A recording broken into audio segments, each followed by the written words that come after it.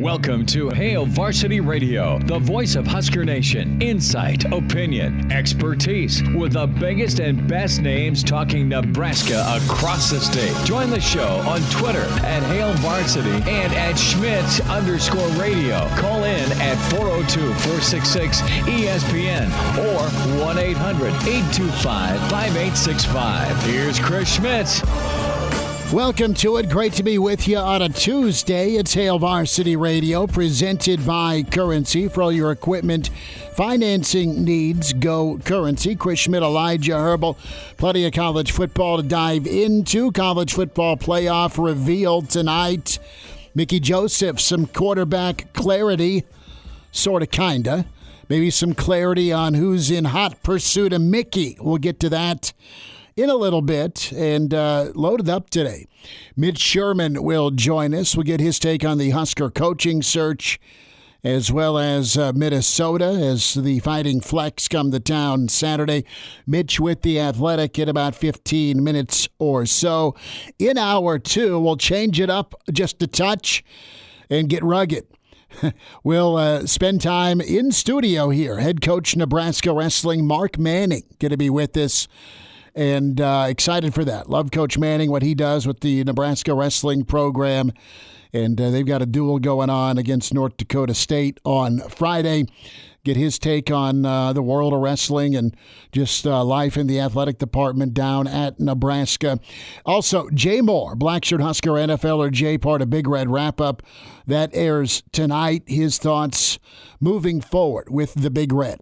You can join us and dial up at 466-3776, 466-3776, toll-free 800-825-5865, where you hear us across the state. Can watch us if you dare.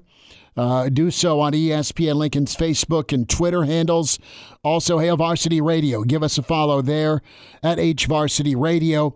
Our personal Twitter accounts at Schmidt_radio and at Herbal Essence for Elijah Herbel. You going to drop the $8 for verification? Hell no. Me neither. Hell no.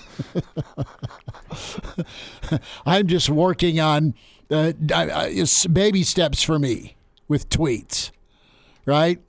I love Twitter. I'm not on it all the time, but God love you for the content. Yeah, no, my take is I'd actually probably rather spend $8 to keep myself unverified. I think, I'm one of the people. I'm not one of these elitist verified Twitter users. Like, who the hell out there is really trying to replicate me and try to rip me off? Like, no one's trying to undermine my credibility on Twitter. Borrow, Elijah. I already have no credibility on Twitter. Why would somebody be trying to undermine my credibility? So you did get how many? You did have something go nuts. I've had a couple things. Right, go nuts, you had the Frost presidential view. Yeah. Go off when Frost was hired to when Frost was, 4 years looking like 40. How you age. Mm-hmm. Look at pictures of Obama or W right when they began their presidency to the end of their 8 years, and how they've aged 30 years in that 8-year window. Not to get political here, but you do notice that Trump did not age one bit in the presidency, right? You look at before and after pictures and you go, it's the same guy. Nothing's changed.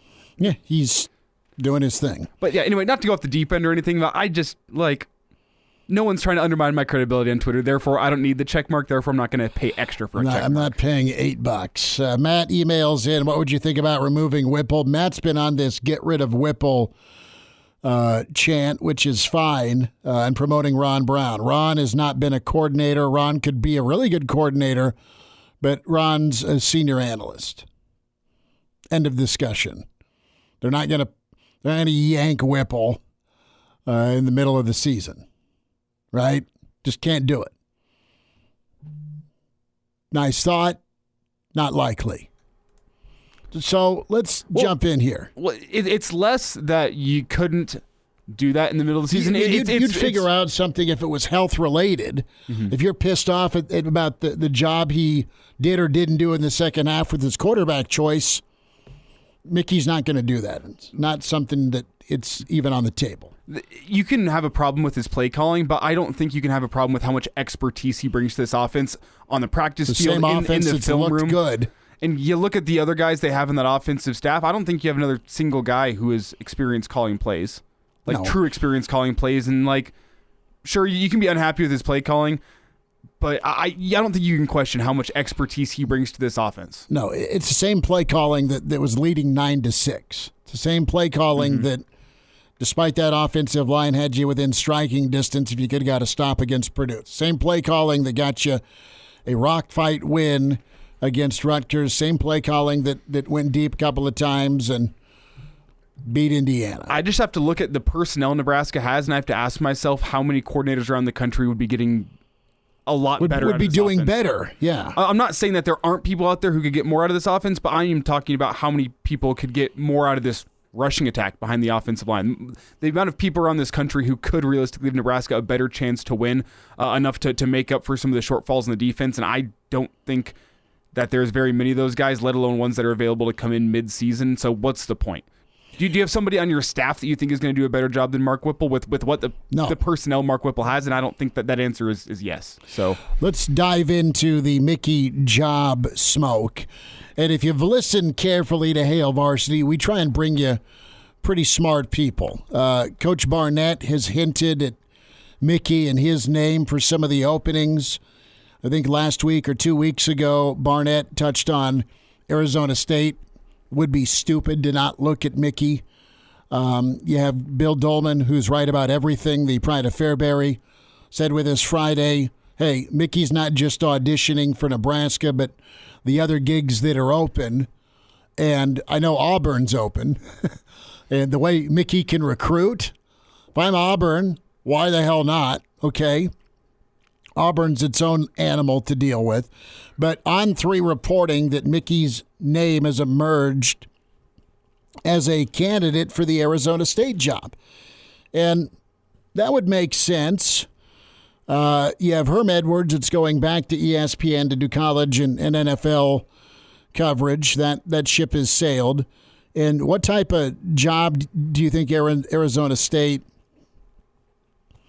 is? And the report here from On3, you have an Atlanta-based law firm that is directly tied to ASU's coaching search.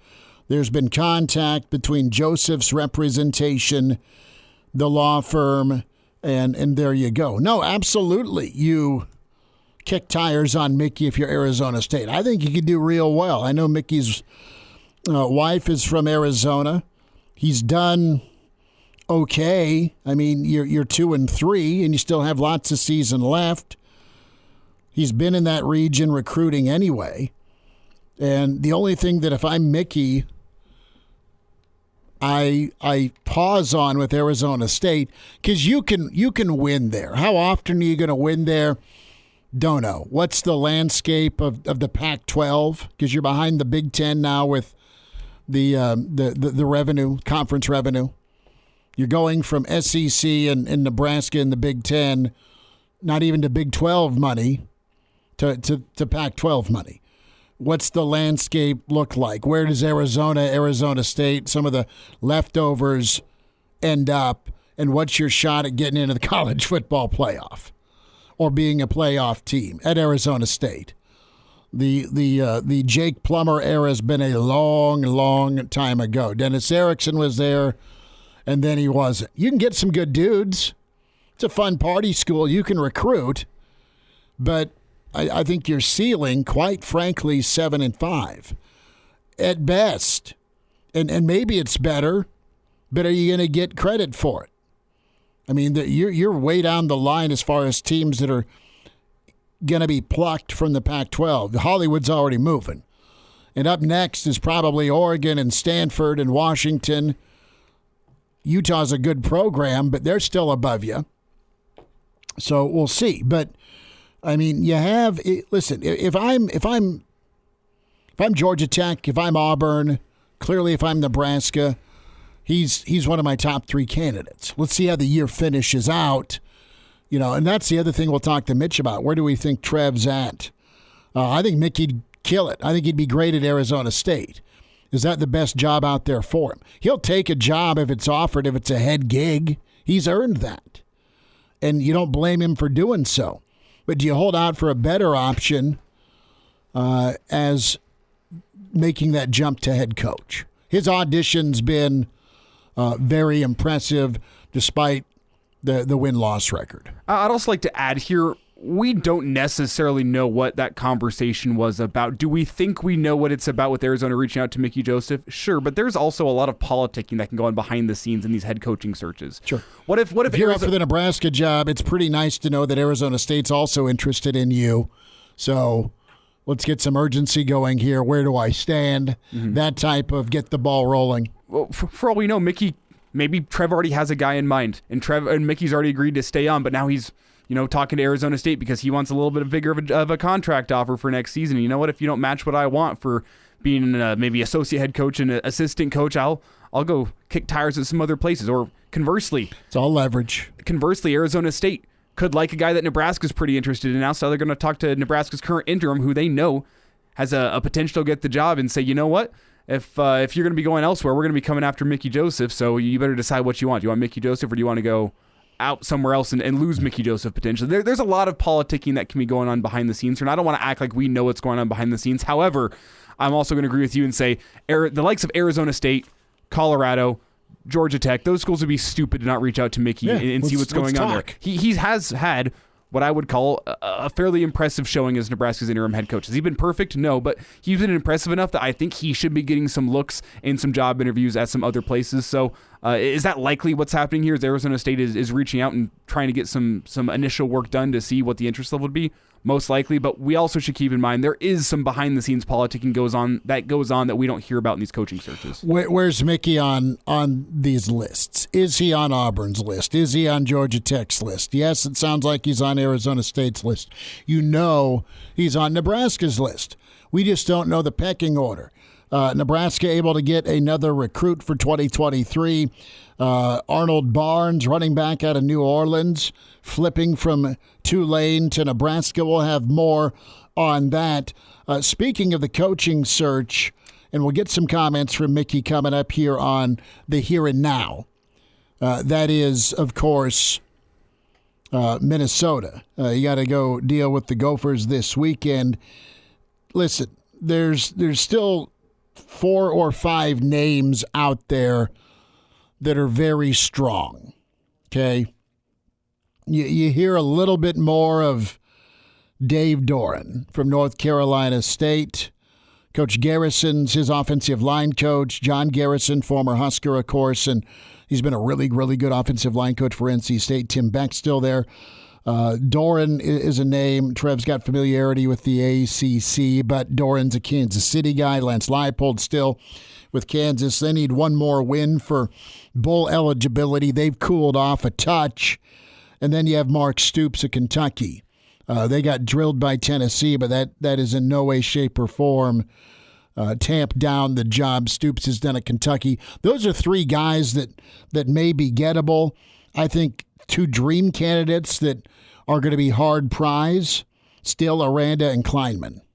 Kleinman's got the most impressive win in college football this year against a top 10 opponent. Now, from a spread standpoint, Tennessee beating Alabama is still really damn impressive, but Kleinman and K-State are doing it, and they did it with a backup quarterback. Aranda and Baylor, they're at 5-3 right now. They've got a tough stretch. Who is sneaking in? Pete on the line. Pete, go ahead. Thanks for calling. How you doing today? Good, man. Go for it. I guess I got a question for you. If Mickey Joseph gets a head coaching job, how many of the assistants and coordinators do you think will be retained? And the second part of the question is, do you think he would get enough money to go out and get top-notch coordinators and coaches? I don't know the budget for Arizona State. It was not comparative at all to what you'll have at Nebraska, just because of the resources. And that's the other discussion point is Nebraska and Arizona State are apples and oranges resources-wise. But there's people Mickey knows all around the coaching world, and some are on this staff that may go with him, may join him. But names that spring to mind for me from previous stops that I think could be good fits. I look at Joe Brady, who I believe is currently the Bills' quarterbacks coach. Do you leave at pro football, though, for Arizona State? Pro football hasn't gone well for him. He was bad in Carolina, and then what's he realistically doing with the Buffalo Bills as Josh Allen's quarterbacks coach? Realistically, how difficult is your job on a day-to-day basis? But the quarterback coaches tend to get hired. This is true. Right. But I also look back and I go, maybe you had more success in college. You want to get back there. It's a guy that's previous relationship with Mickey, and maybe Nebraska can afford to pay what that would cost. Another guy I look at, and it's crazy, but I'm going to say it, is maybe Ed Orgeron will do a solid for a guy who was, essentially your head recruiting guy while you were at LSU, won you a national title. Does he do you a solid and give you a couple years to help you transition? Or is it an absolute freak show to bring Easy Ed to town? That's all. Another factor. And you don't want it. Pete, so, yeah, Mickey could go get who he wants. Thanks for the phone call out there as an assistant. Everyone's going to take the phone call from Mickey, including his brother, high-level defensive coordinator. But that's I haven't gone there. Who's Mickey going to fill out staff? We're acting and talking like Mickey's got a head job. We're talking right now in real time that Arizona State's shown some interest per the On3 report. The next step is, okay, where's he at on that board? Is there an offer that's going to happen? A lot depends on an offer the next few games. And then from a staff standpoint. So a lot of moving parts. We'll try and pin it down. Talk some ball with Mitch Sherman from The Athletic. It's Hail Varsity with you. We're presented by Currency. And now, back to Hail Varsity Radio. Got an email we'll get to from Chad here that is not high on Whipple. We'll talk coaching and Minnesota and all that good stuff here. Hail Varsity Radio rolls forward. We're streaming ESPN, Lincoln, Facebook, and Twitter.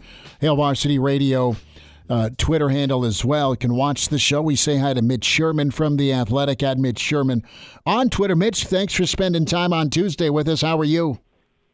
I'm good, Schmidt. How are you? We're doing all right. We're just kind of digesting some of the reports out there about Arizona State's interest in Mickey Joseph. Get your reaction as to the job Mickey's done and the pursuit that may be out there aside from Nebraska.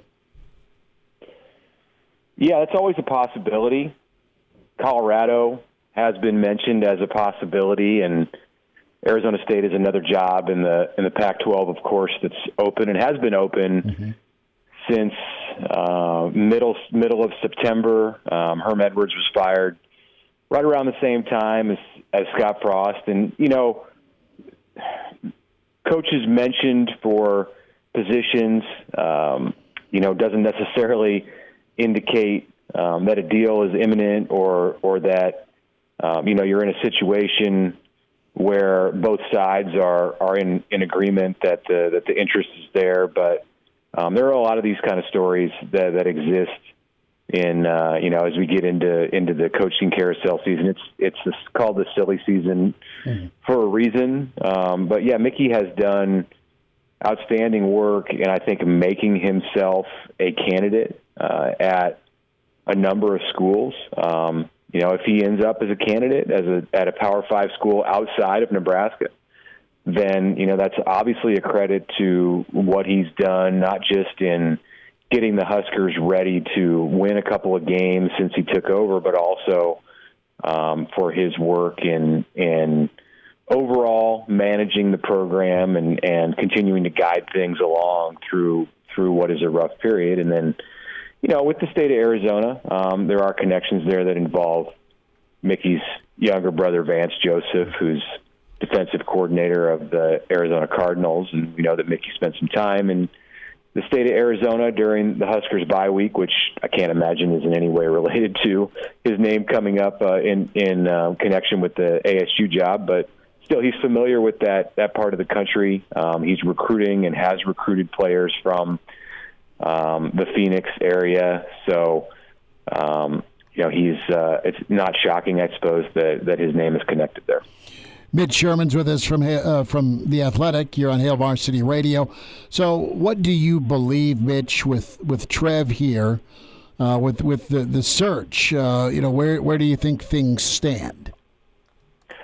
Well, I think it's coming into focus for Trev. I think he's at a place in the search now that we're into November where he's whittling things down. He spent a good chunk of the early time in this search talking to people who weren't candidates, assessing the Nebraska job, gathering information so he could then go out and really play the field, so that he would be armed with the information that he needed to be able to appeal to the best candidate or candidates for Nebraska. So I think he's past that stage. I think the part of the search, or at least I would expect that the part of the search where he's evaluating Mickey Joseph is coming to an end. That's not to say that Mickey doesn't remain a candidate in Nebraska. I think he does, but it's just that we're 60 days or a week from now, we'll be about 60 days into this search. And that's ample time for Trev Alberts to gather essentially everything that he needs to know about Mickey Joseph. He'll have a more clear evaluation of Joseph than he will any outside candidate, just because of those 60 days and all that has transpired for Nebraska in that time. So I think it's the stretch run. I think Trev is weighing all of what he's got in front of him with external candidates and the one internal candidate, and he's getting to a place very soon here where it's time to start trying to iron something out with whoever his top choice emerges as. Now, Mitch, I'm just kind of thinking out loud here, and this is something I alluded to last segment, but with these last 2 points you just made kind of combined, the fact that Trev Alberts is probably wrapping up his evaluation of Mickey Joseph, and the story coming out today about Arizona State being interested in Mickey Joseph. Usually these kind of coaching searches things are kept pretty hush-hush, and whenever news breaks out and news comes out, there's a reason that news is being leaked out, and I'm just trying to dive into what the reason is right now that this story about Mickey Joseph and Arizona State would be coming out, and I want to get your read on this as a potential why. Yeah, this is a new situation, Mickey's connection to Arizona State. In fact, when we got together today and talked with Mickey Joseph, none of this had been mentioned. And I agree with you, Elijah, that there is generally a reason in that. Somebody somewhere either connected to ASU or connected to Joseph wanted this information to be known. And that's generally the way that things work this time of year. When the deals are done and they're ready to be announced by the schools, then everybody finds out because it's official. Up until that point, things are leaked for a reason, and they're either leaked by the school or in many cases they're leaked by the camp, the people who are close to a coaching candidate. And, entirely speculating, it could be a situation where Mickey's people want to press Nebraska's hand a bit. And, again, they've had 7 weeks. Trev's had 7 weeks. And if he is, in fact, a serious candidate at another school, it may be time to let people know that so that Nebraska understands what it's dealing with here, that it's not just a situation where, Mickey has the option to stay at Nebraska if he's not chosen. He may have other options on the table too. And that could make Nebraska act a little more quickly in terms of what it's doing with this decision on Mickey. Mitch, does your gut tell you that if Trev's evaluating, we know some of the names that have been out there, but what's your gut say about gettability, either from a Big 12 or an ACC? Is it the allure of a Nebraska, or is it the allure of a Nebraska, the resources working for Trev? And also, hey, it's going to be a bit of a climb for a lot of schools outside of a couple of power conferences to get multiple teams into the playoff. Yeah, college football is changing, and the Big Ten is fortunately for Nebraska, is at or near the top of the pecking order, the food chain. But that's not to say that all of the things that a coaching candidate looks for are going to be in prime position to attain at Nebraska.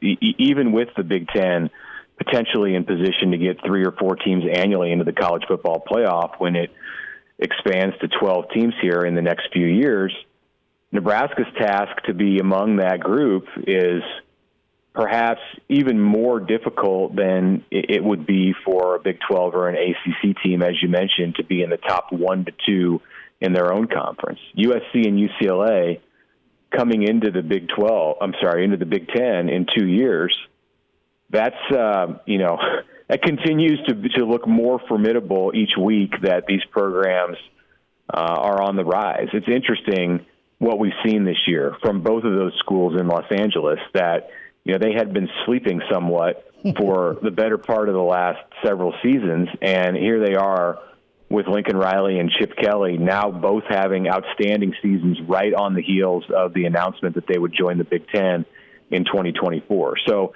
that makes the challenge all that much more difficult for whomever the next Nebraska coach is going to be. Not just to get into the college football playoff. I mean, that's ultimately the goal. Nebraska's far away, I understand, from that threshold right now. But the top 12 in the country in some seasons, a few times a decade, at least should be a goal that Nebraska can strive to get. Some schools will expect to get there every year. Ohio State will expect to be in the college football playoff every single year, and we'll probably get there in most every single year. Nebraska can expect, I think, to be a contender for one of those top 12 spots maybe a couple times in a decade. And that just got a lot more difficult because of what USC and UCLA are presenting as the likelihood of what their teams are going to look like as soon as they get into the Big Ten. Mitch, couple minutes here. A thought on Saturday, Nebraska's quarterback situation and how Nebraska puts a game plan together to compete at quarterback and offensively against this Minnesota D. Yeah, it's another highly ranked defense right here, smushed in the middle of these. It's a 3-game stretch, but really it's a 5-game stretch. Wisconsin doesn't have the same kind of ranking that the other 4 do that show up among the last 5 games on Nebraska's schedule. But we know with Jim Leonhard as interim coach that the Badgers are going to continue to get better and play a good brand of defensive football. So here we are in game 2 of that 5-game stretch, and it's a hard-hitting, physical, old, experienced Minnesota team on both sides of the ball. But they're with Joe Rossi as defensive coordinator, their style, as Nebraska has well learned the past few times that they've tangled with the Gophers, is one that likes to stop the run and just take it to you from a physical standpoint on both sides of the ball, maybe more so on the offensive side. But Minnesota's defense has gotten the best of Nebraska undoubtedly in several of these recent meetings. So it's a huge challenge for the Huskers with the quarterback situation, what it is. I not expect to see Casey Thompson on Saturday, though he's not been ruled out by Mickey Joseph. It doesn't sound promising with the nerve injury in his elbow and affecting his ability to throw the ball. It would seem so. More than likely, we're going to see a combination of Chubba Purdy and Logan Smothers, or one of those two, if it best fits Nebraska's game plan to go with one quarterback, and that's a huge challenge against an experienced Minnesota defense and an experienced coaching staff that will do all that it can to take advantage of Nebraska's situation under center. Mitch, about 10 seconds, but what's coming up from you with The Athletic? Yeah, we'll have some coaching search stuff coming out tomorrow. Just the state of where things are at and where Trev Alberts should be and is at in this Mickey Joseph situation. Good enough. Mitch, thanks for the time. Good to see you today, and we'll check in with you Saturday. Bud, appreciate your time. Thanks, guys. Mitch Sherman with us from The Athletic. Can find him on Twitter at Mitch Sherman. Some thoughts on Mickey and the quarterback spot, more of your calls, and more of your input here on StreamYard. Chime in 402-466-ESPN or email the show, Chris@HailVarsity.com. Just try me. Back to Hail Varsity Radio. Husker head wrestling coach Mark Manning in studio, 25 minutes. Jay Moore with us. Next hour as well, we're talking Mickey and Arizona State, the On3 story, and, the why right now. Why is the story coming out? Mickey's name's been probably bandied about a little bit for some of those openings. Good stuff from Mitch Sherman. Check that interview out with the podcast, Spotify, iTunes, Google Play with Hail Varsity. Also on the YouTube channel with Hail Varsity Radio. But think about what is coming down the pike, this 5-game season, this interview, Elijah, and where Mickey's at now compared to where Mickey was at after Rutgers, popularity-wise, right? And even after Purdue, you weren't as ticked off. Hey, how'd they do it? Wow. I mean, that was, in some corners, you as a Nebraska fan were impressed that Nebraska stayed close. They were down 17. They battled back. They get a break here or there or make a play. Maybe they escape Purdue with a win. Well, you had a little bit more reality last weekend with what happened against Illinois. And things went really sideways in the second half when you're not full strength. Okay. Right now, you're still kind of hot. You still have a body of work that's respectable, and you're still recruiting your ass off. Great. So what happens from how hot is the guy if Minnesota comes in here and wins 48-10, full strength or not? Where's your steam? I mean, right now you're seeing the roller coaster go up and maybe go down. I mean, there's a reality that you don't win again. And do you fight in every ball game, or do you start getting blown out because of injury, because you're depleted? Not your fault, but your job, right, to manage. Got to get them ready. So that's part of the reason, too, that if I'm Mickey's representation, I start letting it be known that, hell yeah, Arizona State's interested. I superimpose a picture of Mickey riding Ralphie. Okay? I mean, just let it be known. And if I'm Trev Alberts right now, I zero in. I have 2 guys, 3 guys. That includes Mickey. And I try and start getting yeses or go to hell. Okay? It's as simple as that. How much do you love Lawrence? How much do you love Waco? Right? How much do you like Tuscaloosa? Right? I mean, those are not Nick. You're going Bill O'Brien. Okay, I looked at you for a second like, damn, Schmitty, you went there? No. How much you like Tuscaloosa? Probably a lot with all those rings. I would think so. Who's with us? Got Chris on the line. Chris, go ahead. Thanks for the call. Great show. Well, I've got a thought for you, a question. I don't know what you guys think about this.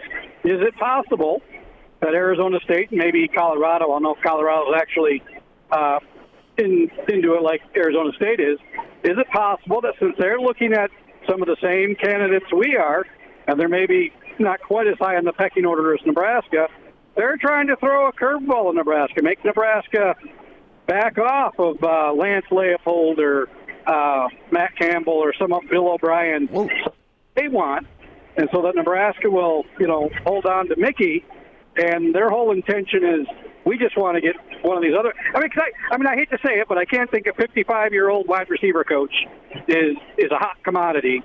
He's not a young guy. No, he's not young, but man, if you're look at where Colorado and Arizona State are at. I mean, how appealing are they to some proven guys? You're going to have to take a run at somebody that may be getting his first opportunity like a Mickey and hope you hit a home run. And that is very true, but I just wonder what you guys think about them trying to throw Nebraska off the scent. Well, that's what I threw out in the first segment. I threw that out in the first segment, and essentially I know that with this coming out today, there is some sort of politicking going on behind the scenes. Someone is trying to get leverage on something by letting this story get out to the press today. And we're just trying to sift through right now what the likely options are. Yeah. I don't think, I do not, there's no way Arizona State and Colorado may want to call Lance or Kleiman or Brand. They're going to take that phone call from those 2 schools. Well, the thing is I can understand why, though, to his point, why you'd want Nebraska to hire Mickey Joseph to give you more options. Sure. So I can. I don't see think that. Nebraska's not going to be rushed into making a hire. They're just not. I don't think it's going to do what Arizona State, if that is in fact the case. The old just kind of popped in my misdirection. head. Yeah. Appreciate the call, I don't think Chris. it's going to affect much, but just an interesting thought I had. Thanks for the phone call, bud. Appreciate you chiming in. 466-377-6800-825-5865. Matt wants the interim tag taken off Mickey Joseph.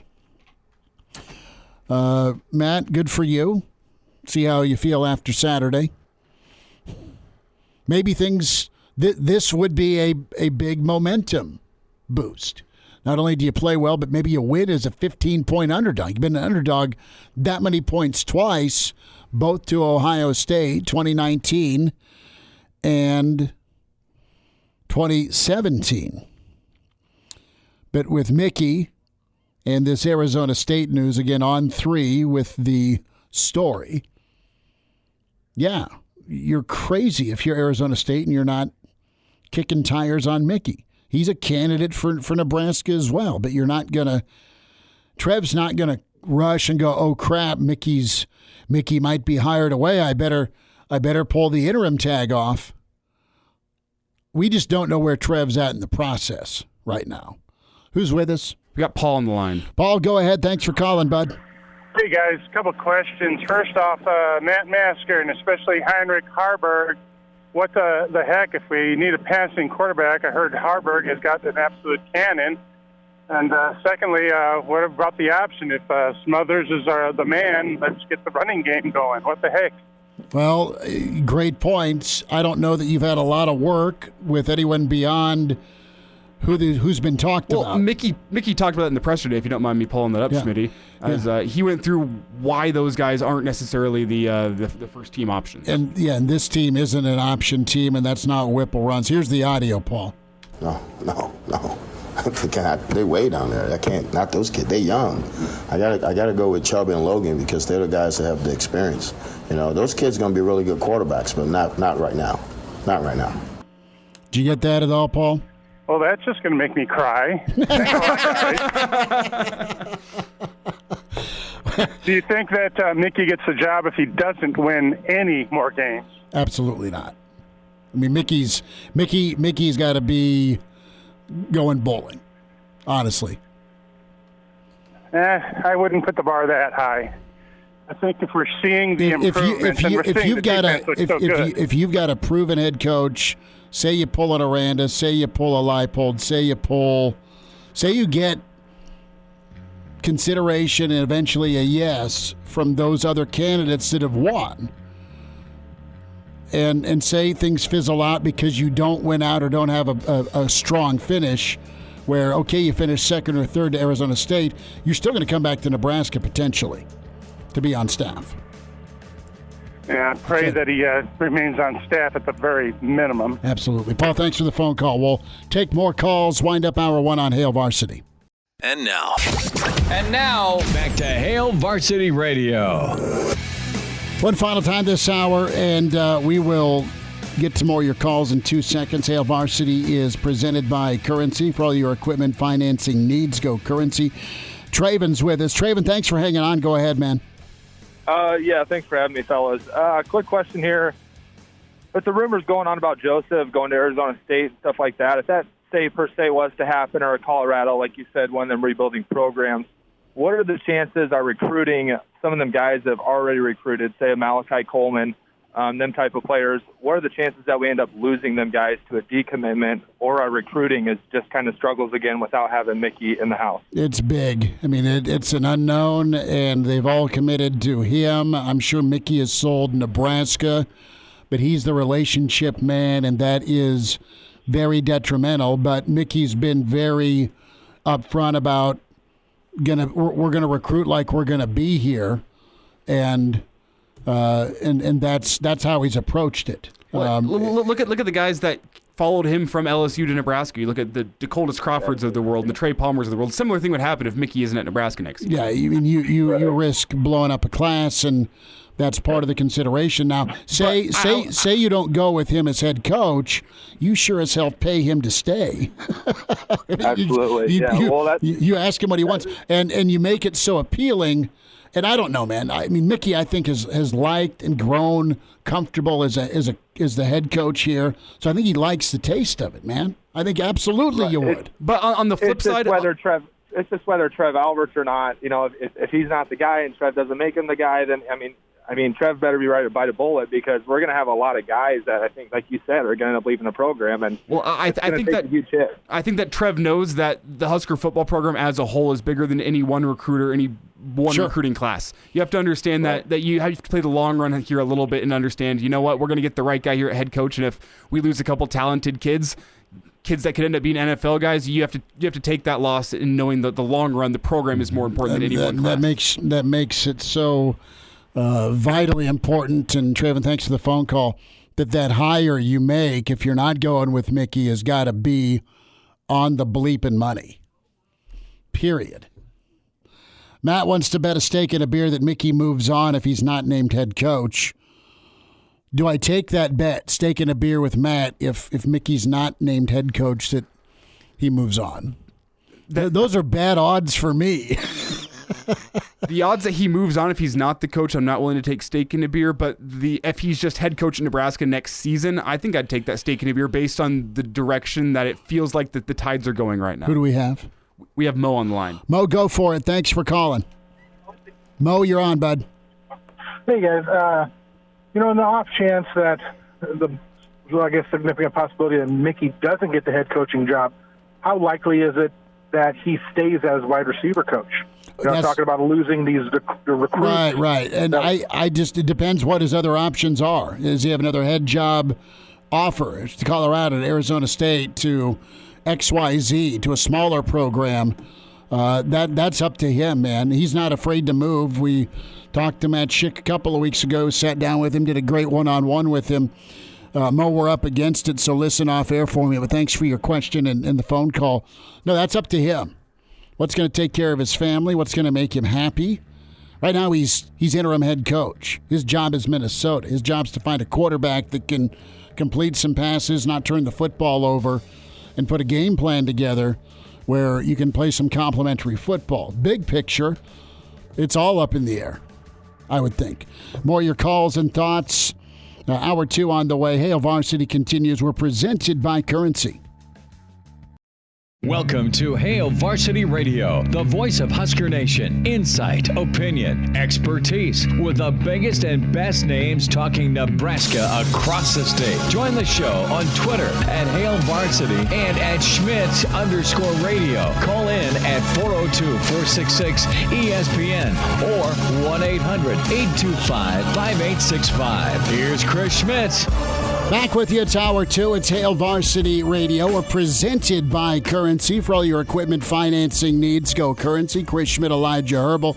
We'll dive back into Mickey, Arizona State coaching openings in just a bit. We welcome in amazing coach, 23 years and counting at the University of Nebraska, head wrestling man Mark Manning.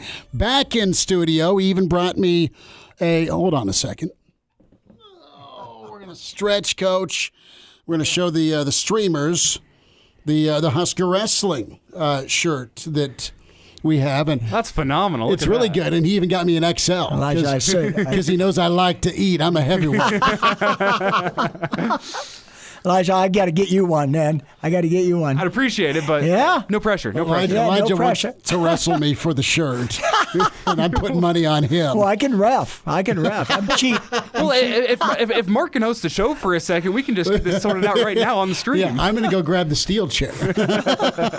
Viewership's going up. Then. Yeah, right. Elijah finally pounds Schmidt, the asthmatic. Yeah, that will work. Will work well. But, Coach, hey, man, another season set to get going. Yeah. North Dakota State Friday night, Huskers.com is where folks go to get the tickets and come see you and your fellas, man. What a squad you have. Yeah, we feel good about our team coming back. We have 3 All-Americans coming back, and also veteran guys that are going to be at heavyweight, Cale Davidson, and probably 125, Liam Cronin, guys that have been in our lineup, but now they're fifth-year seniors and going to provide a lot of leadership and a lot of experience. So it's going to be fun. Tell me a little bit about step one, the recruiting process. Without, man, I don't want to get you in Mickey trouble. Yeah. But when it comes to just going after who you want, character, talent, that evaluation, and then the development. So by the time it's their turn, they're ready to go. Yeah, that's the trick. It's identifying the talent and recognizing what could be their potential down the line. 2 years from now, 3 years from now. Right? Absolutely, and no one bats 1,000%, and you don't in recruiting. On a long shot. I've had walk-ons, become All-Americans, and I've had guys that I've given 80%. They're gone in 2 years. So you got to find tough people in this sport. In wrestling, it's one-on-one, and so you might be the best in your state, but we're trying to be the best in 50 states, right? And so it's another level. And you have to get young men in the recruiting process, that still have a big upside, still want to be coached. They have the right attitude. They have great work ethic, but they're hungry. Not like, oh, I'm a 4-time state champ. I got it made, and I'm, just because I'm, getting scholarship offers, that might not always be the guy. Whether it's football, baseball. Talk to Will Bull about it. It's. You got to find that guy that still has got that edge and wants to be the best, right? Be elite, not just good.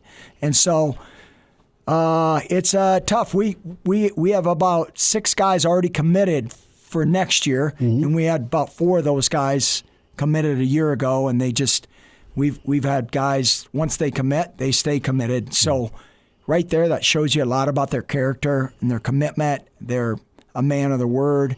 And so it all starts there with trust. And I think when you can build a lot of trust with your athletes, they're going to go places.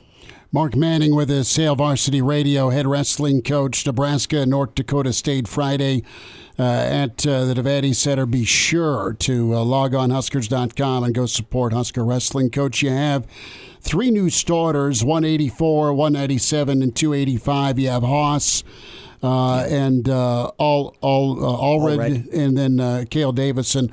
Touch on those 3 folks that are new and what it's like for them. They've been doing this their whole life, but now it's giddy up time. Yeah, and Cale Davison, he's been in our program a few years. He's just never been the guy, so he's had some experience, and we really like where Cale's at. He's a light heavyweight. He's only weighs about 235. And he moves well. He's a really good leg rider, and he's really been making just great improvements this last 6 months. In the summer, he's really stepped it up. And sometimes it's funny how guys are when they get in their last year, they know the end is near, and they know the pressure's on. They got to perform. Now it's go time. It's not like, hey, I come in, I know I'm in a red shirt, and then people kind of get complacent, And so Cale's he's gonna do a great job for us at heavyweight. And then Silas Allred is a guy. Him, Nathan Haas, and Lenny Pinto are Lenny Pinto is fighting it out at 184. And Lenny's gonna be our guy on Friday night, and he's he's gonna be good. He's gonna put I would say butts in the seat. Right? Because he's an exciting guy. He's explosive, strong.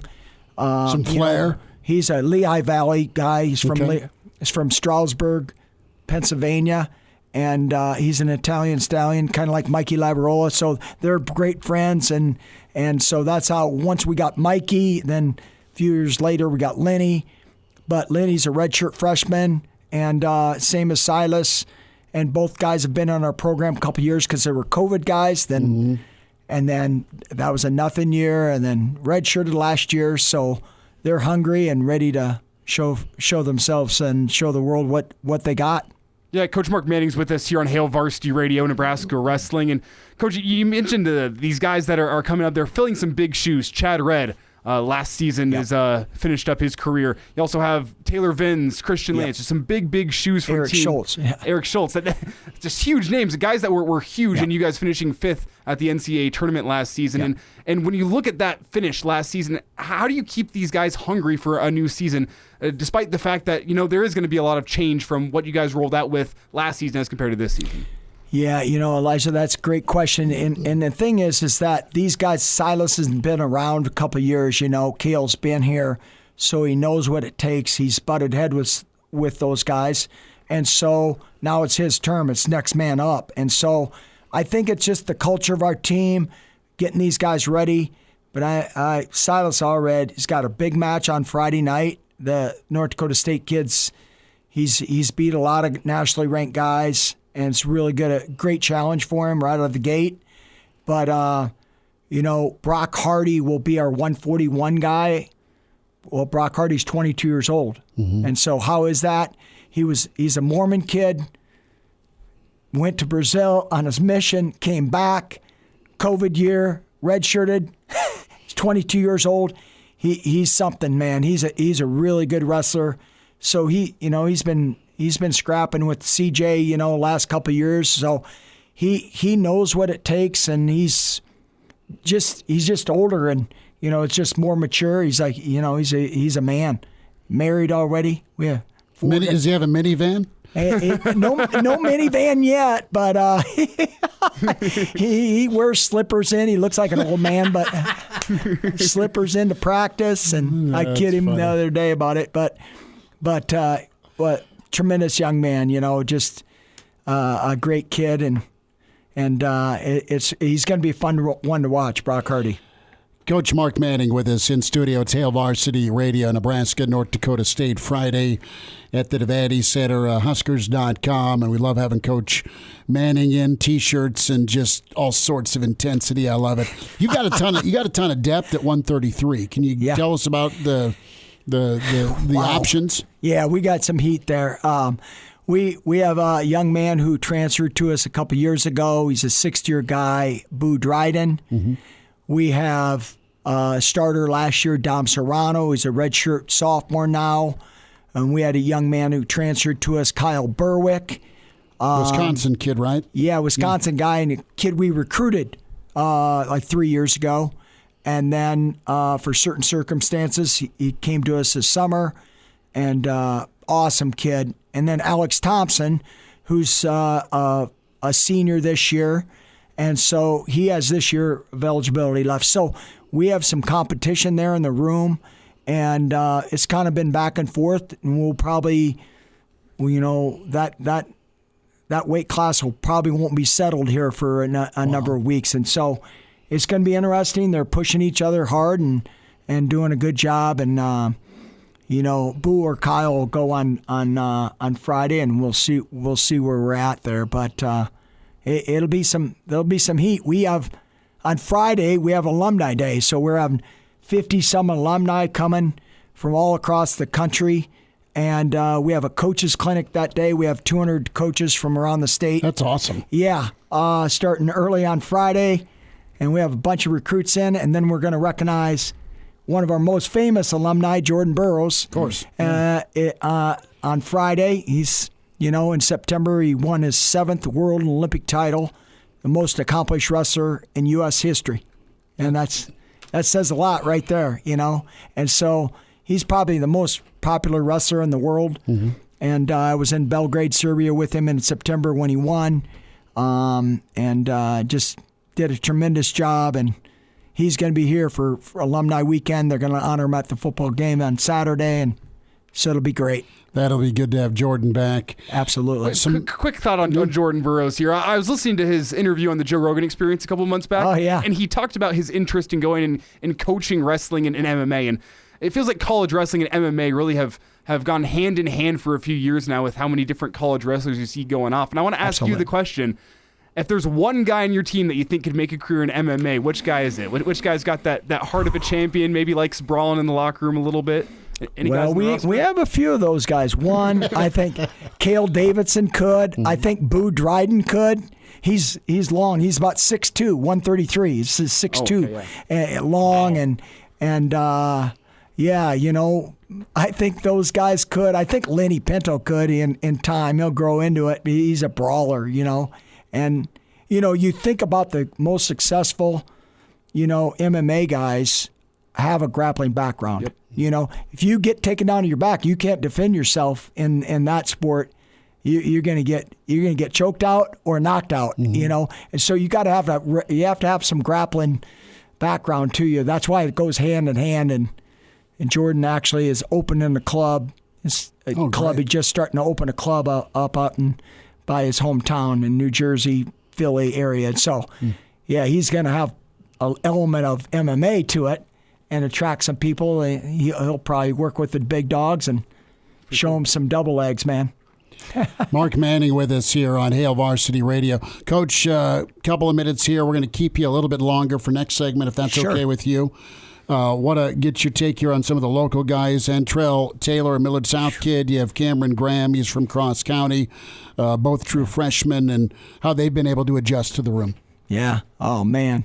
Both those young men are awesome kids, first and foremost. And Antrell shows a lot of promise. He's really been, you know, he has tough guys around him to work out with. Peyton Robb, who we think, you know, he's got 2 years left. We think he can be a national champion this year. All-American last year. Fourth in the country. He's got better. He's an awesome kid. And Antrell is, you know, he doesn't take a backseat to him or Ridge Levitt, Bubba Wilson at 165. He wrestles with all those guys. So really interesting when you get a really talented guy and you say, well, this guy really has a lot of talent, but you don't know what's inside him, right? Mm-hmm. And then he's just mixing it up with those guys every day. He doesn't take a back seat, you know, and so he's going to be special. He's going to be special for us, and an awesome kid. And Cameron's in there. You know, he's got his hiney whip some, but you know, he sticks his nose in there. He's getting better, loves it. He's a great teammate, and you know, he's going to develop and get some open tournaments in this year, and we'll see where he goes. Coach Mark Manning's with us here, Hail Varsity Radio in studio, joining us here. And Coach, a thought here on Ridge Levitt here, about 90 seconds. We need more than 90 seconds, but runner-up 149. Such a key. Is he one of the leaders in your room? Absolutely. Ridge Levitt's a leader, big time. He was a leader. He came in as a leader. Ridge, we asked him to wrestle as a freshman, true freshman in the Big Ten, and his weight class was loaded, right? Roman Bravo Young, who's a returning 3-time national champion for Penn State, he had that guy in his weight class. He had he had DeSanto from Iowa. He had the kid from Wisconsin who was on the world team this year, Seth Gross.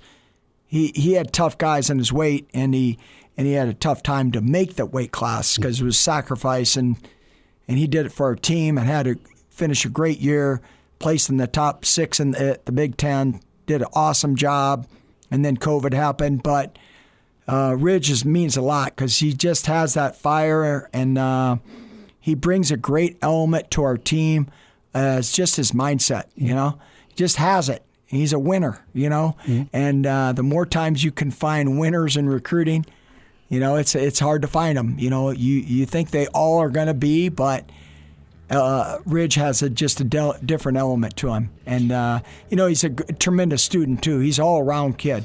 That's incredible to hear about this team. We'll spend some more time on Husker Wrestling and also the Arizona State topic with Mickey Joseph. Hail Varsity continues. We are presented by Currency. And now, back to Hail Varsity Radio. More thoughts. Husker Wrestling is rocking and rolling against North Dakota State Friday night. Coach Mark Manning in studio. Chris Schmidt, Elijah Herbel. Hail Varsity Radio presented by Currency. And Coach, a few minutes. Thanks for going a little overtime with us. You bet. It's good to spend time and see you again. Now, a thought here on just from a recruiting standpoint, you laid that out a little bit. Big recruiting weekend this weekend as well, not only with a big-time match, but Jordan Burroughs is back, and that's incredible. Yeah. But the The topic of Nebraska, the family aspect of Nebraska. Yeah. Tell me about that impact on student athletes for your sport, and then just as a guy who's been in Lincoln and coaching a major Division I program for 23 years, that impact the family. Yeah, I think, Chris, young men are looking for a second family when they're getting recruited, and I think parents are seeing or want to see what your environment not only entails, but what's the leadership like? Is my son or daughter going to develop? Who's going to be influencing them? Who's going to be around them every day?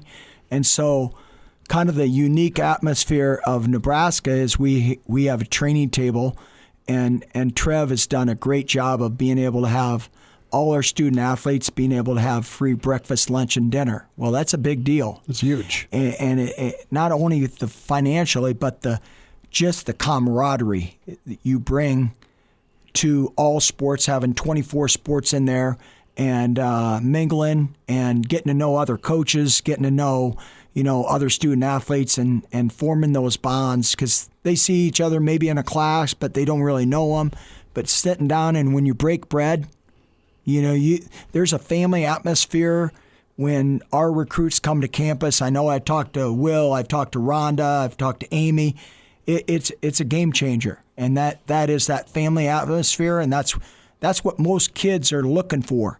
Man, when I go away, 18 years of living in this house, now it's going to be different for the next 5 years, and it's scary whether you're going to get homesick whether you're 2 hours or 20 hours. Sure.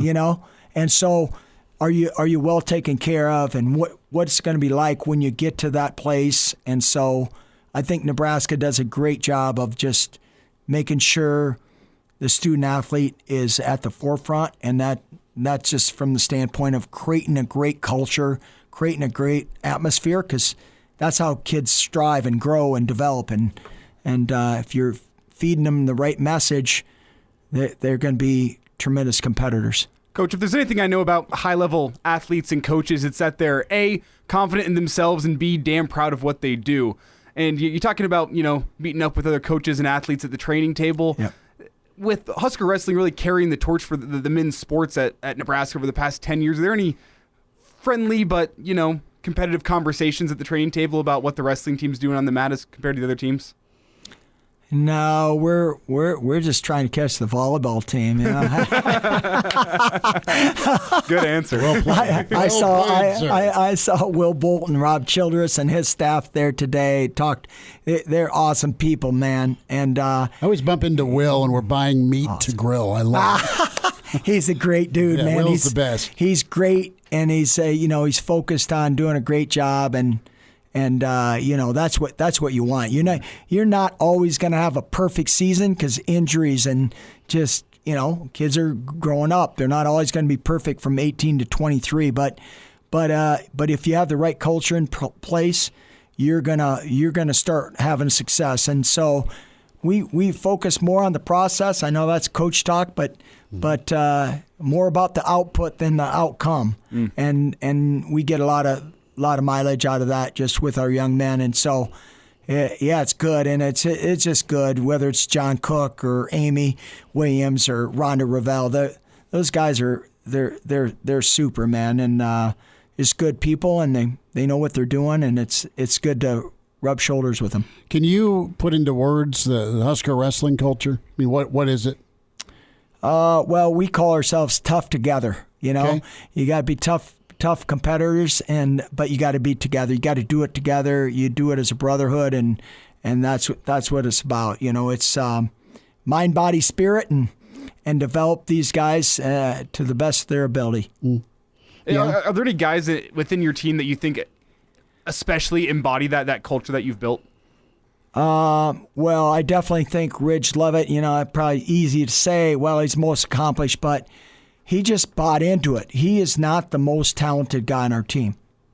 He's not the most talented guy. He's a tough man. He's tough. He's determined. He brings that extra, intangible. Hey, a lot of people can say, "Whoa, I ran at 10.2, 40." Okay, I didn't. Right? I didn't either. Or, a 10-200. I mean, or I'm really fast. Man, I'm really strong looking. I can jump high. Yeah. But what are you going to do as a competitor? And that's what in wrestling, guys like Peyton Robb, Mikey Lavarola, he's going to have a great year. He's just at a great place right now, and he's doing really well. And Ridge is a great influencer for him, and they live together now, and it's good. That's what great teams have. They have great people around to keep each other in check and accountable. Mark Manning with us, a couple more minutes, Tail Varsity Radio. Husker Wrestling in North Dakota State Friday at the Nevada, and Huskers.com is where you can get tickets to go support. Great program. I want to get your thoughts on North Dakota State, and then I want to zoom out to wrap on the Big Ten. Let's talk about Friday night and what's coming into town. Yeah. North Dakota State's got a good team, and I think I saw they have 8 of the 10 starters ranked in the top 30, so they've got an experienced group. Probably their best guy is 157 and will go against Peyton Robb, so that'll be great. And their 97-pounder's good. Their 84-pounder's really talented. They're 65, so it's going to be a good challenge for us, and it's a good match to start off. And we have to be ready to go on Friday night, 6:00 when we put our foot on the line. So it's good. It's exciting. It's what we worked for, and now you just go out and lay it on the line. And we talk to our guys a lot about courage. That's what it takes when you're in a one-on-one battle. So it's an exciting time. So you mentioned the North Dakota State and how just great it's going to be to open the season with them. Yeah. A thought now on the league you're in with where you're at and how well you've performed, and just the Big Ten. What's life like for you and the team in the Big Ten? Yeah, the Big Ten is, just a big gauntlet, right? And it's, there's never easy match. Like, I'm going on the road, and there's not an easy out. And so we kick off our season, Big Ten season, January 13th with Minnesota at home, and they have a pretty good veteran team back too. And so and Gable Stevenson supposedly might come back, so that's a big deal for them, an Olympic champion on their team. So it's never easy match in the Big Ten. You got competition each and every week, and I would say a lot to compared to what Fred has and Amy and John Cook. It's just every game, small margin of error, separates it. So we really try to focus on the intangibles, what we can control, and be the best at those. You talk about controlling what you can control early in the season. Are you following along with what your future Big Ten opposition is doing, or are you have the blinders on, focused on what Nebraska's doing? Yeah, Elijah, I put the blinders on. I try to, when you get a little older, you get a little bit more gray hair. You get a little smarter, right? It's amazing how that works. But when you're 18, your mom and dad know nothing. When you're 25. Damn near got smarter. I don't know. It was overnight, baby. But it's kind of like that. We try to not focus so much on it's what we do. It's a process, right? Yeah, and focus on us and what makes our guys go. And, we're just trying to develop each guy on our team. When they hit that mat, they're running with a high motor. They're trying to score points, be aggressive, and have fun out there, and that's what people want to come see, and that's gonna shoot us up the rankings. Well, that's one thing I always notice whenever I watch Nebraska wrestling is how much fun it looks like. Not only the guys are having, but how fun you're having watching all these guys. Do you have any vocal warm-ups you do to make sure you don't lose your voice the next day, especially early in the season? No, most, I don't see him doing vocal warm-ups, man. Most people know, they look over at Coach Manning. It's the 3 C's. Cool, calm, and confident. I'm cool all the time, right? I don't know about that. There's that look. There's that look, that 6,000-yard stare Coach has got. You're on a knee. Yeah. No, I get it. You're right there with him. Mark Manning in studio with us here on Hail Varsity Radio. About 90 seconds here, but nutrition, keeping weight, making weight, this is something guys have done their whole career, but it's still not easy. No. It's discipline that's required. Yeah, we got some young freshmen are learning that. Just we 2 weeks ago we got them down to 2%.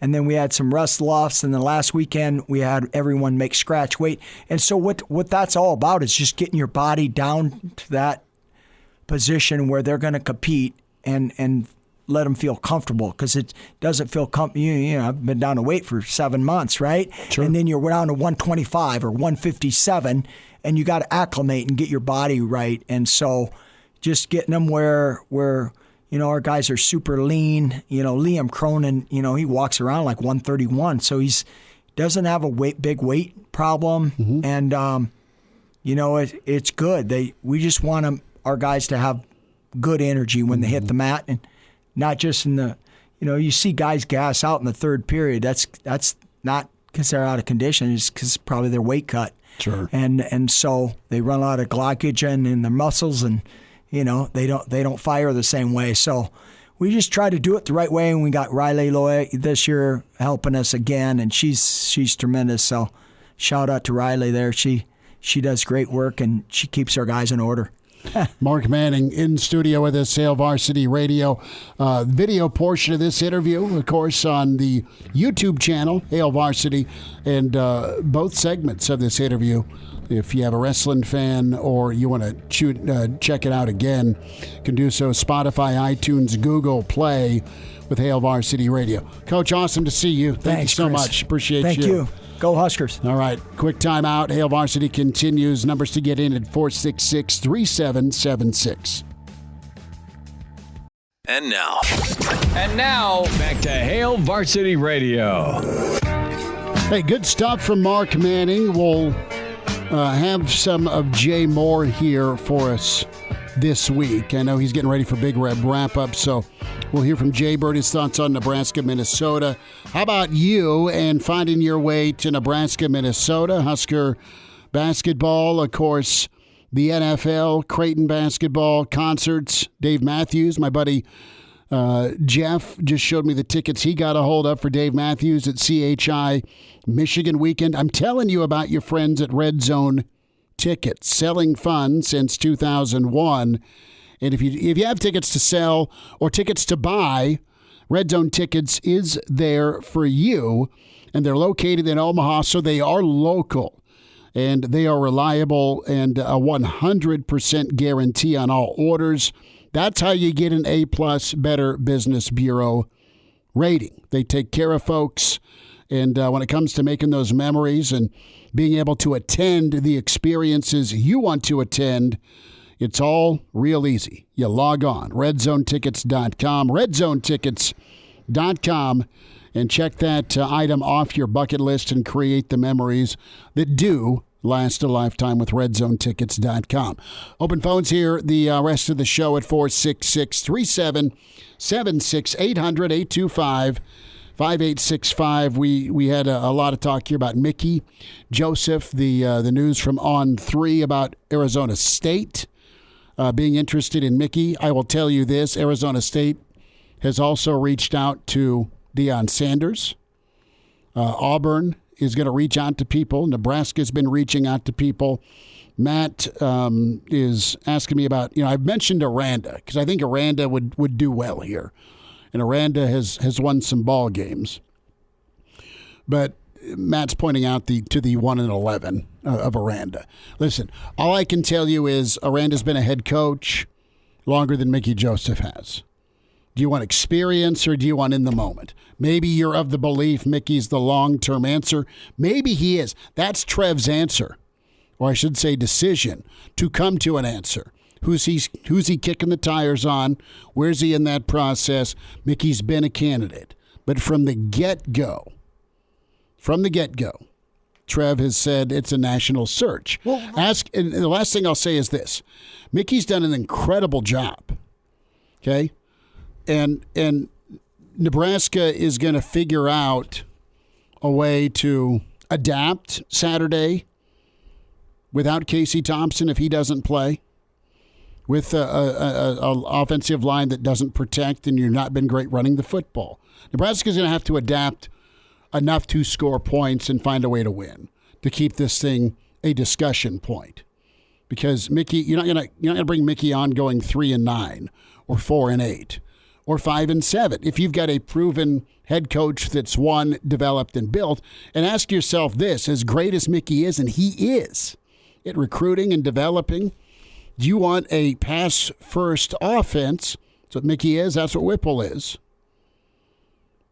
in the Big Ten. Well, can you survive it? I think that's less important. I think that style is monstrously important. It's super important, but I don't think Mickey Joseph is tied to the pass-first system. I think we'll see Saturday. We'll see, but any head coach worth their salt will adapt their system to make it fit wherever they are. Absolutely. I will say, where I don't question Mickey Joseph at all, his ability to recruit, no questions. His ability to connect with the team, no questions. I don't question him caring. He loves the kids. No, I think he's sincere. He's perfect in the role. I think he knows how to push these players' buttons in order to get the best out of them. I don't question that at all. Where I do question him is, how is he going to be able to step into a CEO role as a head coach that is trying to build up a program from the bottom up? He doesn't have any experience there. So I think in Trev's ideal world, he's going to try to find a marriage between a guy and a head coach that has experience in that CEO role, that has experience building a program up. And if it's perfect, he wants to find a marriage where he can keep Mickey around to be a guy who's going to be a position coach that can recruit and can connect with the players and can push buttons and get the best out of his players. That's the ideal world for Trev. Now, is that feasible? Is that possible? That remains to be seen. But I have almost no doubt that if Trev was living in a perfect world and he could get what he wants, that's what Trev would want, because it makes the most sense to me. Yeah, perfect world is bringing in a coach, keeping Mickey on staff. Now, as a CEO, I mean, overall, I know last weekend didn't go well once your quarterback went down, but overall, the only complaint you could really have as a CEO is, the quarterback management. To me, right? That's a Whipple call. You're the head coach. He's your coordinator. Should you have done something differently? Yes, you should have gone with Smothers. Would it have ended differently? Don't know. But that's your call. He let Whipple do his thing and go with Pretty. Didn't work out well. The guy wasn't ready. And I think that's the perfect representation of why you would think Trev is looking for a guy who has experience in that CEO role. Mm-hmm. That comes down to experience in my book. What you haven't been there before.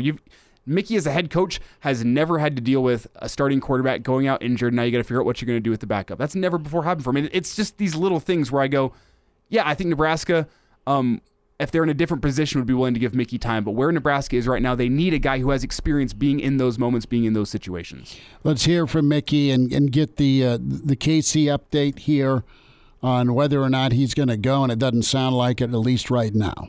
Right now, it was a look at nerve in his elbow. So right now he's day to day. I just wanted to hold him out today and let him see the doctors.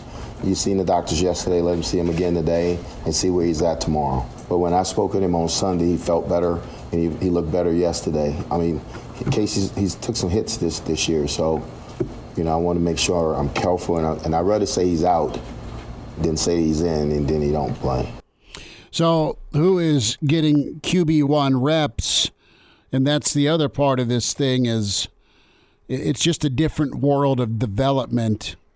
Your one gets the reps. Your two's got to do mental reps, and what limited reps they get during the week, they've got to make count, and hopefully it translates. And that's just different than 25 years ago, where you had a 4-station practice and everyone's getting reps. More from Mickey here on the quarterback reps. They both took even number of reps with the ones today. You're right. I went back and forth. They took the even number of reps with the ones today. They both did. That's obviously Smothers and Purdy. Yes, and more here on other quarterbacks getting those first-team reps. We heard this a little earlier in the show. We'll play it again. No. They way down there. I can't. Not those kids. They're young. I gotta go with Chubb and Logan because they're the guys that have the experience. Those kids are gonna be really good quarterbacks, but not right now. Not right now. That's on Harburg and Masker. That's what the reference was here. But Chubba, when it comes to his mentality here, he just looked like he was trying to do too much. He wasn't comfortable. He wasn't settled in. he's athletic, and he was running for his life a bit, but he just made some mistakes. I spoke to Chubba. Chubba just has to settle down. He has to breathe at that position. He can't let his emotions take over. He's got to be a true leader out there, and I thought he was trying to make plays, but he's got to understand the situation that we was in at that time when he threw the pick. That we already have 3 points. So let's make the score 20-12. You throw a pick and they go up and they kick a field goal, and now they up 23-9. So he's got to understand situations, and I thought he had a really good day today. Just talking to him, Chubba's a kid that we got to talk to every play. Sometimes you don't want to do that with quarterbacks, but it's a little different with Chubba. Chubba's got to talk, and he's young. Chubba's young. He's a young quarterback, not a whole bunch of reps. So we got to make sure this week that we do a really good job with him, reminding what situation he's in, and if it's not there, throw it away. If it's not there, run. Don't slide. So that's Mickey on Chubba. Some final thoughts. We'll put a bow on a Tuesday with Hail Varsity, presented by Currency. Miss us? Come here, brother. Give me a hug. Bring it in for the real thing. We're on call for you. Catch the podcast at hailvarsity.com, the ESPN Lincoln app, or download them on iTunes. Saddle up, partner. Back to Hail Varsity Radio. One final time, Hail Varsity Radio, presented by Currency. For all your equipment financing needs, reminder to buckle up. Hands on the wheel, eyes and mind straight ahead. The driver has one job: to drive. A message from the Nebraska Department of Highway Safety Office. Todd emails in, if we wanted Mickey, he would be our coach, and there wouldn't be a national search.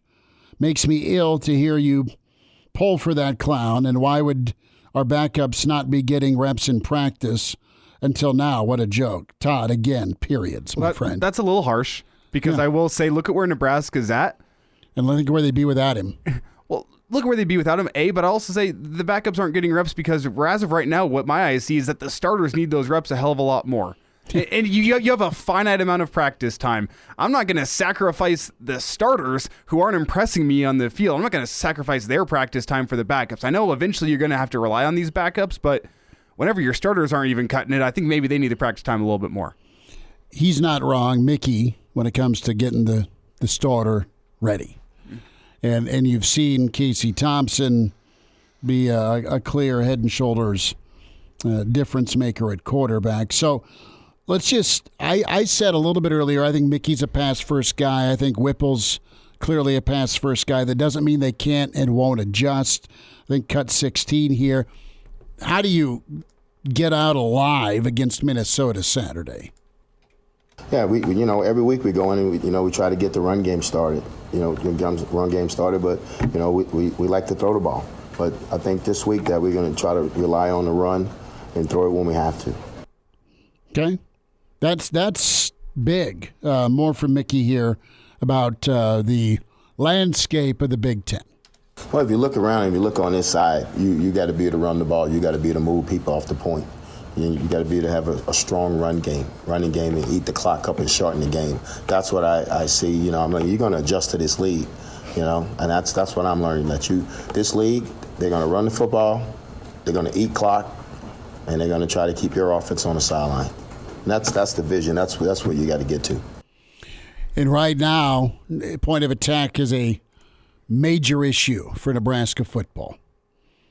On the line of scrimmage, on the offensive line, Elijah, on the defensive line, and you don't have really anywhere to hide or anywhere else to go with what Nebraska is.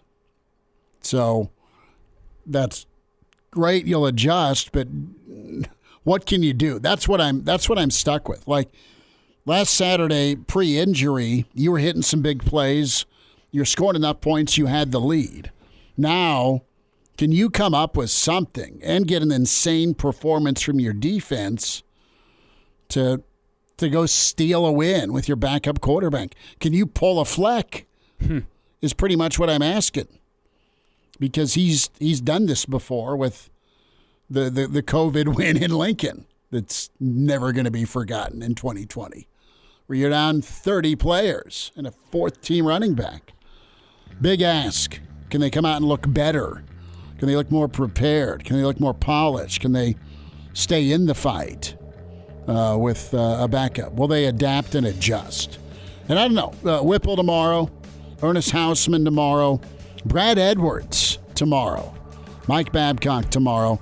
Big thanks to Coach Manning, Mitch Sherman. Podcast, Spotify, iTunes, Google Play with Hail Varsity Radio. Thanks for listening.